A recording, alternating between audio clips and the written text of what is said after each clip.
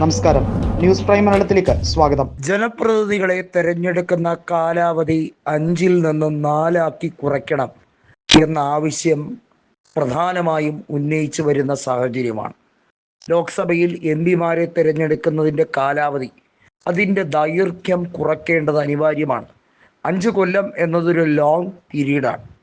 അമേരിക്കയിൽ ഇതുപോലെ തന്നെ അവിടുത്തെ ഗവർണർമാരെയും അതുപോലെ അവിടുത്തെ രാഷ്ട്രപതിയും ഒക്കെ തിരഞ്ഞെടുക്കുന്നത് 4 കൊല്ലത്തേക്കാണ്.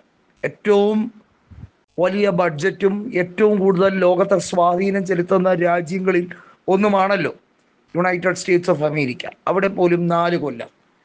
ഇന്ത്യയിൽ പ്രധാനമായും ഇത്രയധികം ജനസംഖ്യയുള്ള ലോകത്തിലെ ഏറ്റവും ശക്തമായ ജനാധിപത്യം പുലരുന്നു എന്ന് നമ്മൾ വിശ്വസിക്കുന്ന നമ്മുടെ ഈ മഹത്തായ രാജ്യത്ത് ജനാധിപത്യ ധ്വംസനം സംഘപരിവാർ നടത്തിക്കൊണ്ടിരിക്കുന്ന സാഹചര്യത്തിൽ സുപ്രീം കോടതി ഉൾപ്പെടെ നിർദ്ദേശങ്ങൾ മുന്നോട്ട് വയ്ക്കാൻ തയ്യാറാകണം എന്നുള്ള പ്രതിപക്ഷത്തിൻ്റെ ആവശ്യം കൂടി വരികയാണ്.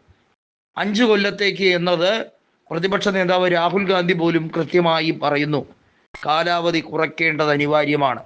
4 കൊല്ലത്തിനപ്പുറത്തേക്ക് പാടില്ല എന്ന രീതിയിലേക്ക്. കാരണം 5 കൊല്ലം എന്നത് വളരെ ലോങ് ടേമാണ്. പഞ്ചവത്സര പദ്ധതികളൊക്കെ നമ്മൾ ഈ രാജ്യത്ത് തയ്യാറാക്കി വന്ന കാര്യങ്ങൾ നമുക്കറിയാം. നെഹ്റുവിൻ്റെ ഐഡിയോളജി ഈ രാജ്യത്തെ പദ്ധതികളെല്ലാം തന്നെ നടപ്പിലാക്കിയിട്ടുണ്ടോ എന്ന് ചോദിച്ചാൽ ഇല്ല. പരിപൂർണമായി അതൊന്നും പ്രാവർത്തികമാക്കാൻ കഴിയുന്നില്ല എന്നുള്ളത് യാഥാർത്ഥ്യം തന്നെയാണ്. പക്ഷേ ഇത്രയും വലിയ കാലാവധി വെച്ച് കൊടുക്കുമ്പോൾ, പ്രത്യേകിച്ചും അത് കേന്ദ്രം ഭരിക്കുന്നവർക്ക്, അതല്ലെങ്കിൽ ഏത് സംസ്ഥാനങ്ങളിലായിരുന്നാലും അത് അഴിമതിയിലേക്കും സ്വജനപക്ഷപാതത്തിലേക്കും അതിനപ്പുറത്തേക്ക് അഴിമതിയുടെ ഏറ്റവും കൊടികൊണ്ട അവസ്ഥയിലേക്ക് മാറുന്നു. സ്ഥിരതയുള്ള സർക്കാർ എവിടെ ഭരണത്തിൽ ഏറിയാലും അവിടെ കട്ടുമുടിക്കുന്ന ഒരു കാഴ്ച കാണുന്നു എന്നുള്ളത് യാഥാർത്ഥ്യം നിറഞ്ഞ ഒരു കാര്യം തന്നെയാണ്.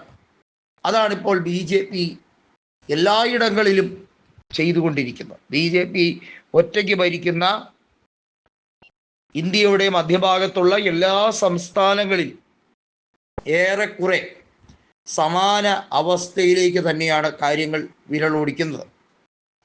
ഇതിൽ ഏറ്റവും പ്രാധാന്യം എന്നത് തെരഞ്ഞെടുപ്പ് പ്രക്രിയയിൽ ഉണ്ടാകേണ്ട മാറ്റവും തെരഞ്ഞെടുപ്പ് കാലാവധി 5 എന്നുള്ളത് പുനഃക്രമീകരിക്കേണ്ട ആവശ്യകത, ഇത് രണ്ടും സംജാതമായാൽ തന്നെ ഏറിയ പങ്കും ഈ രാജ്യത്തിൻ്റെ പുരോഗതി അണുവിട വർദ്ധിച്ചു കൊണ്ടിരിക്കുന്ന ഒരു സാഹചര്യം ഉണ്ടാകും. ഈ രാജ്യത്തൊരു പക്ഷേ തെരഞ്ഞെടുപ്പ് നടത്തുന്നതിൻ്റെ അധിക ചെലവ് ഒക്കെ പറഞ്ഞുകൊണ്ട് BJP ഇതിനെതിരെ കൊഞ്ഞനം കുത്തി കാണിക്കും. 1 നേഷൻ 1 ഇലക്ഷൻ എന്നത് പ്രാവർത്തികമാക്കാൻ വേണ്ടി ഒക്കെ ശ്രമിക്കാൻ BJP തയ്യാറാകുമ്പോൾ ഈ ഒരു പദ്ധതി എന്തുകൊണ്ടും BJPക്ക് മുഖത്തേറ്റ അടിയായി മാറും.